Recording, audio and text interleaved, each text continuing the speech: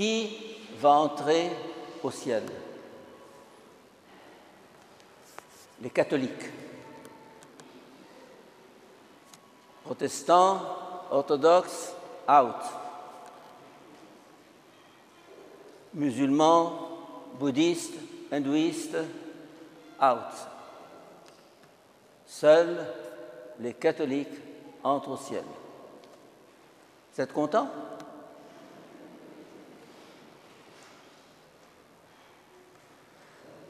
Voilà la question qu'on a posée à Jésus.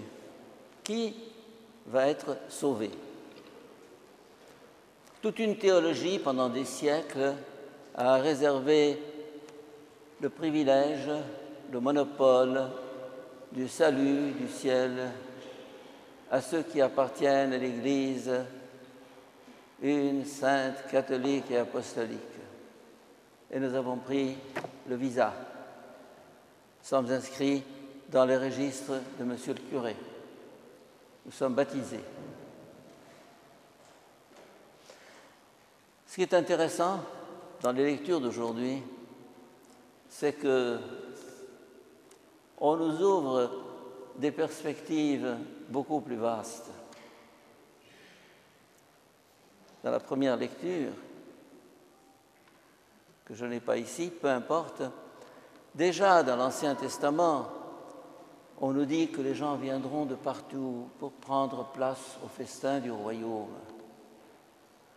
Et dans l'Évangile d'aujourd'hui, alors on viendra de l'Orient et de l'Occident, du Nord et du Midi, prendre place au festin dans le royaume de Dieu. Et il y aura des derniers qui seront premiers, des premiers qui seront derniers.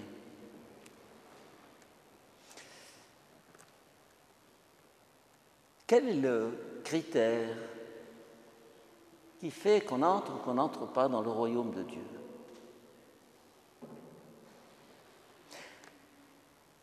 Une question analogue, qui est chrétien?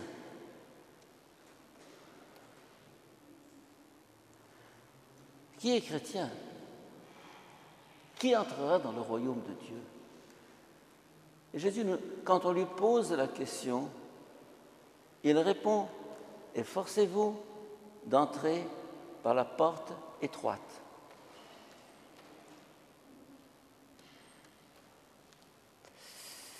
La porte étroite, c'est quoi?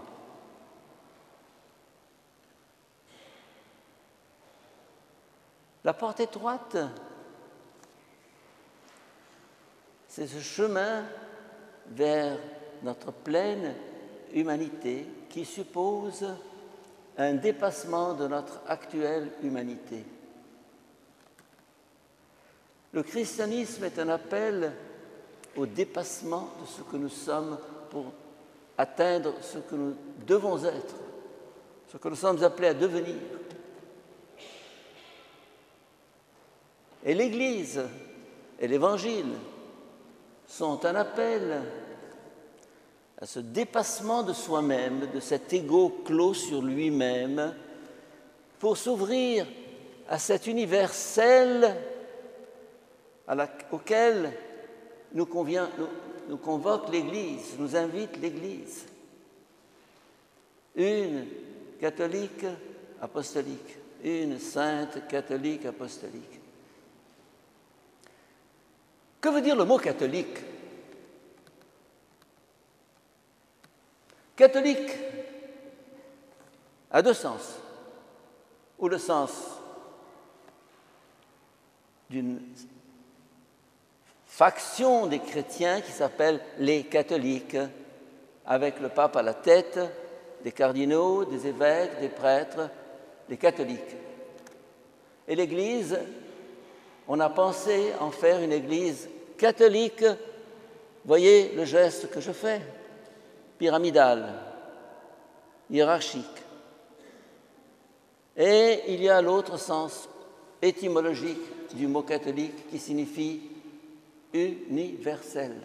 Katho, holos, gen, selon la totalité de la terre. Alors, à côté de l'église catholique pyramidale, il y a l'église catholique comme ça, renverser le cône, ouvrez les bras, ouvrez le cœur. L'Église ne sera catholique que quand elle sera universelle. Et ce qui est beau dans Vatican II, c'est qu'il a fini par comprendre. Il a fallu 20 siècles à l'Église pour comprendre certaines choses. Mais enfin, ça vient quand même. On a compris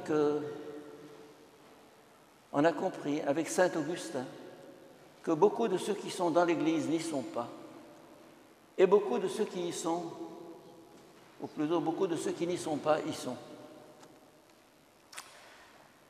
L'Église, en tant qu'institution sociologique, visible, avec des registres, c'est quelque chose, et l'Église réelle, c'est autre chose.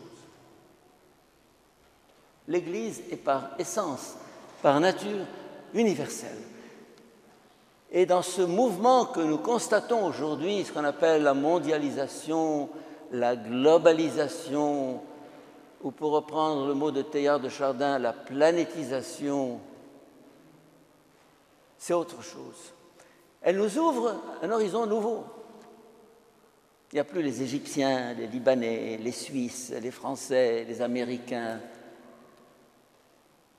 Et c'est peut-être un signe des temps qu'on a eu un pape venant d'un autre continent que l'Europe. Enfin, il est grand temps.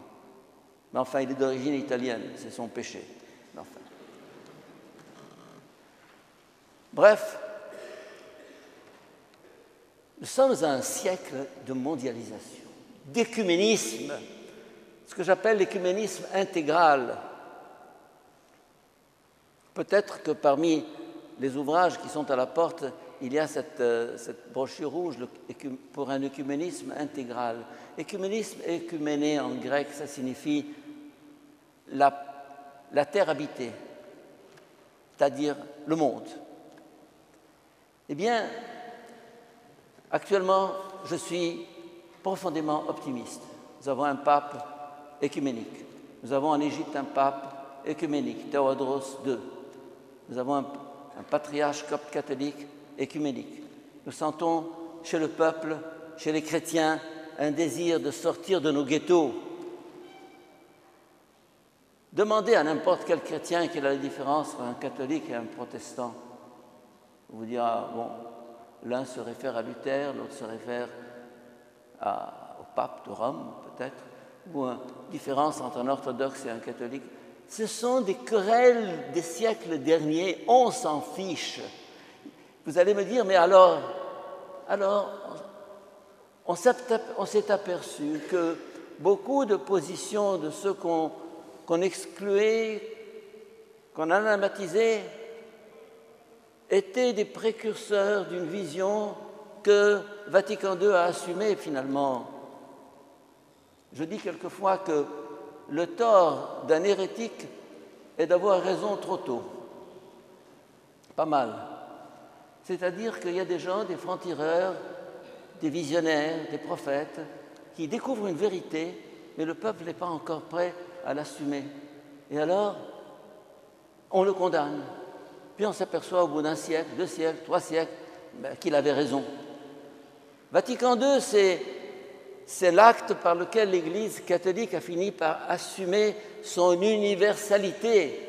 À mon avis, il y a 2 conciles œcuméniques dans l'histoire, le premier et le dernier. Le concile de Jérusalem, ouvrir les portes aux païens. On viendra de l'Orient et de l'Occident, du Nord et du Midi. Concile de Jérusalem, ouf, qui a fait éclater l'Église de Jérusalem, l'Église judéo-judaïque, pour l'ouvrir aux horizons de tout le monde d'alors. Et Saint Paul, la Méditerranée tout entière. Et puis le dernier, Vatican II. 2 conciles œcuméniques, 2 conciles universels, 2 conciles qui ouvrent leurs bras et leur cœur au monde entier. Mais alors, qui fait partie de cette Église dont je parle? Personne ne le sait. Personne ne le sait, mais la porte est étroite. La porte est étroite. C'est-à-dire, comme on dit en anglais, narrow escape, c'est-à-dire ce chemin qui va vers le surhomme. Je pense à cette phrase de Nietzsche. L'homme est quelque chose qui doit être surmonté. Tant que je suis homme, je ne suis pas encore homme. Je suis appelé à une surhumanité. L'Évangile est un appel à une surhumanité, à un dépassement. La porte étroite dont parle Jésus aujourd'hui, c'est cela. Hier soir, j'étais à l'église Sainte-Thérèse, où je parlais justement du besoin de dépasser nos servitudes. On a besoin de ceci, on a besoin de cela. Moi, sans un verre de vin, je ne peux pas vivre. Moi, sans ceci, je ne peux pas vivre, etc. Dépasser cela.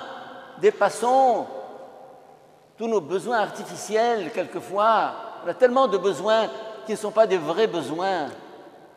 Et nos passions, et notre lien à notre ego, à notre plaisir, à notre jouissance, à notre fortune. Non! La porte étroite. Vous ne le trouverez pas dans les magazines et dans la radio, la télévision, la porte étroite. Vous le trouverez dans l'Évangile. La porte étroite, oui. Le christianisme est un appel à l'héroïsme, au dépassement. Quels sont ceux qui le veulent? Quels sont ceux qui le trouvent? Quels sont ceux qui le vivent? Je n'en sais rien, ça c'est le secret de Dieu. Mais parmi ce qu'on appelle les non-chrétiens, il y en a bien des quantités qui nous ont précédés sur ce chemin. Bien des gens qui ont compris ce que c'est que cette porte étroite. Et beaucoup de ceux qui sont dans l'Église n'ont rien compris. C'est dur, c'est comme ça. Et finalement, pour terminer, car il faut bien que je termine, au jugement dernier, le Christ ne va pas nous demander catholiques, orthodoxes, protestants, chrétiens, bouddhistes, athées, seront jugés sur l'amour. Seront jugés sur l'amour. Et cet amour est au cœur de tout homme, où il le vit, où il ne le vit pas. Où il dépasse cet égo tout crispé et recroquevillé sur lui-même, ou bien il n'entre pas dans le royaume de l'amour. C'est son choix, ce n'est pas le choix de Dieu. Amen.